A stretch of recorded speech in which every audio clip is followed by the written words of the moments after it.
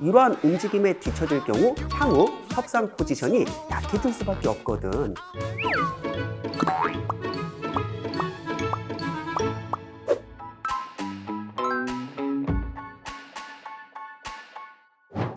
오늘은 지난 시간에 배웠던 디지털 통상을 좀 더 폭넓게 배운다고 하셨는데 쌤은 언제 오시지?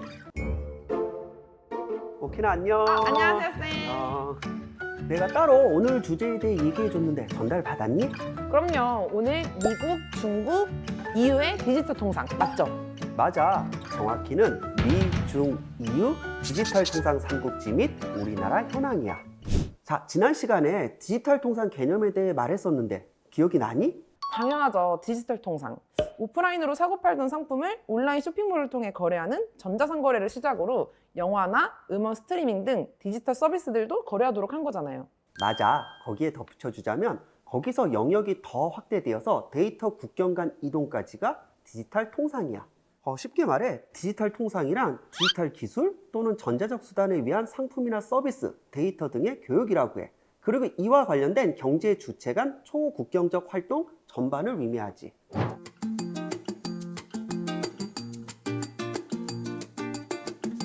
그럼 데이터의 국경 간 이동 영향이 커짐에 따라 각국의 데이터 정책이 무역에 큰 영향을 끼치겠네요.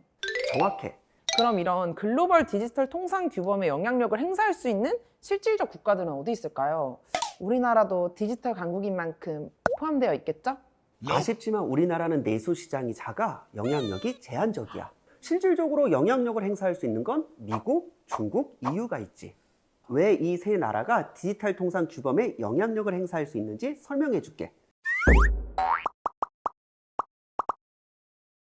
우선 미국과 중국은 가장 높은 5G 보급률과 지난 5년간 AI 스타트업 투자의 94%, 디지털 플랫폼 시장 점유율 90%를 차지하고 있어.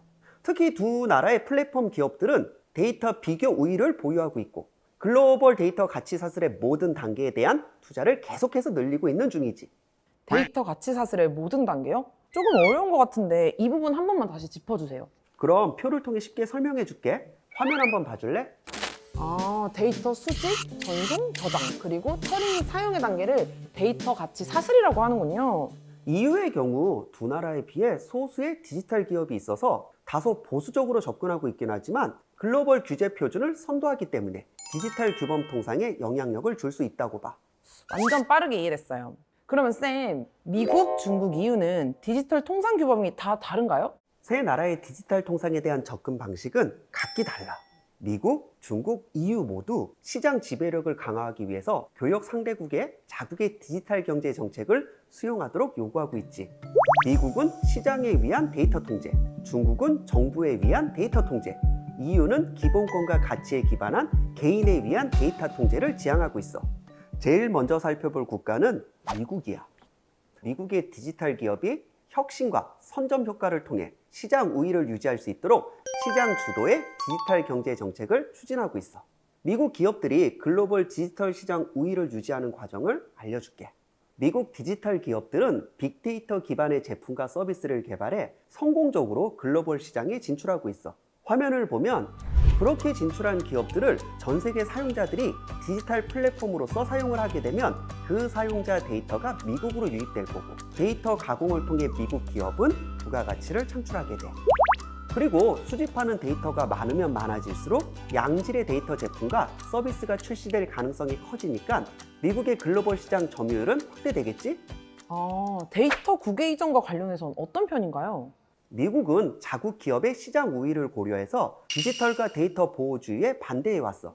즉, 데이터의 자유로운 이동이나 데이터와 서버 현지화 금지 조항 등을 무역협정에 포함시킴으로써 미국 기업의 해외 시장 진출 방해 요인을 제거하는 셈이지. 미국은 데이터의 국외 이전과 관련해서 전반적으로 자유시장주의 원칙을 유지하고 있지만 국방이나 국가 안보 현안에 대해서는 엄격한 현지화 정책을 시행하고 있어. 최근 미 정부는 법 집행이나 디지털 대기업의 반독점 수사 등을 목적으로 시장 규제를 강화하고 있고. 시장 중심의 미국 디지털 통상. 확실히 자국에 대한 이득을 보기 위한 정책들을 중심으로 펼쳐지는 게 보이네요. 다음으로 중국은 어떤가요? 중국 정부는 국내 경제와 정치 체제에 따라 디지털 경제 전반에 적극적으로 개입하고 있는 상황이야.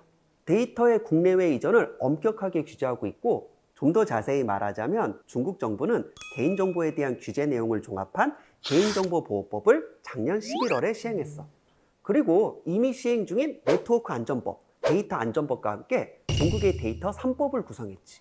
그리고 플랫폼을 통해 수집한 개인정보와 비즈니스 데이터, 건강정보 등 분야별로 데이터 현지화 규정을 시행하는 중이야. 중국은 초기에 사회 안정을 위해 데이터의 국내 유입 및 국외 유출 규제에 중점을 두었지만, 중국의 디지털 산업이 성장하면서 경제적 목적과 글로벌 경제 관점에서 접근하고 있어. 중국의 디지털 시장이 얼마나 성장한 상태인 건가요? 정부 주도의 디지털 산업 육성에 성공했다 표현할 수 있을 정도야. 중국 정부는 전략적 개입과 시장 규제를 통해 디지털 시장 규모를 확대시켰고, 바이두나 알리바바, 텐센트 등 중국의 디지털 기업이 글로벌 기업으로 성장할 수 있는 환경을 조성해줬어. 하지만 정부의 통제력을 과시하는 부분도 있는데, 한 예시로 알리바바의 반독점 수사 후 28억 달러의 기록적인 벌금을 부과하는 등 시장 우위에 있는 일부 기업을 견제하는 모습을 보여주기도 했지. 28억 달러? 확실히 정부가 중심이라 기업들을 견제하는 느낌이 심하긴 하네요. 그럼 중국은 국경 간 데이터 이동에 있어서 부정적인 편인가요? 사실 국경 간 데이터 이동에 있어선 협상 불가 입장을 고수해왔어. 근데 최근 미묘한 변화가 감지됐는데, 중국 주도로 추진된 영내 포괄적 경제 동반자 협정에서 중국이 국경 간 데이터 이동에 처음으로 동의를 한 거야. 중국은 RCEP보다 규범 범위가 넓고 높은 수준의 의무를 부여하는 디지털 경제 동반자 협정과 환태평양 경제 동반자 협정도 가입을 공식 신청했지.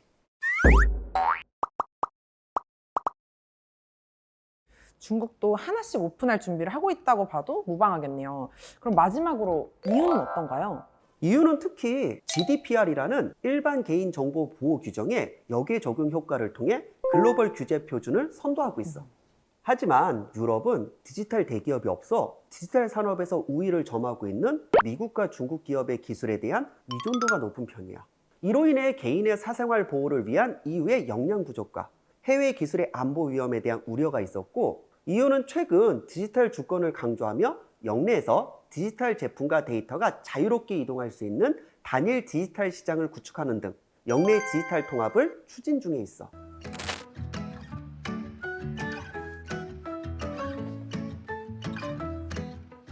쌤, 이쯤 되면 궁금한 게 있는데 우리나라는 어떤가요? 저번 수업 때 들었던 한 싱가포르 디지털 통상 협정 체결과 대파 가입 추진 중이라는 것 외에 또 다른 게 있나요? 미국과 중국, EU와 비교해 내수 시장이 작은 우리나라는 국경 간 데이터 이동 규제에 대한 실익이 제한적이야. 개인정보 등 민간 정보에 대한 보호장치 등을 마련해서 국경 간 데이터 이동을 추진하고 있지.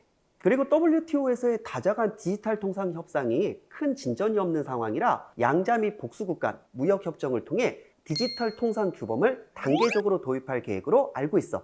결론적으로 디지털 전환의 가속화에도 불구하고 여러 나라 간 입장 차이로 이견 조율이 쉽지 않아 보여요. 맞아. 선진국과 신흥국 간 입장 차이도 있고, 거대 경제권의 디지털 통상 전략 대립도 있다 보니 다자 체제 내에서 디지털 통상 규범에 대한 합의가 난항을 겪고 있어. 미국, 중국 이후에 거대 경제 디지털 통상 규범 주도권 경쟁에서 우리나라는 적극적인 양자 지역 협정을 추진해야겠네요. 그렇지. 그리고 규범 형성 단계에서 반드시 우리의 이익을 반영해야 하고, 디지털 통상 규범은 다자 체제에서 합의가 지연됨에 따라 양자 및 지역 협정을 통해 형성, 확산되고 있다 보니 이러한 움직임에 뒤처질 경우 향후 협상 포지션이 약해질 수밖에 없거든. 이 시기에 한 싱가포르 디지털 통상 협정이 든든하게 느껴지네요. 오늘 수업 너무 유익했어요, 쌤. 다음 주제는 뭔지 더 기대되는 것 같아요.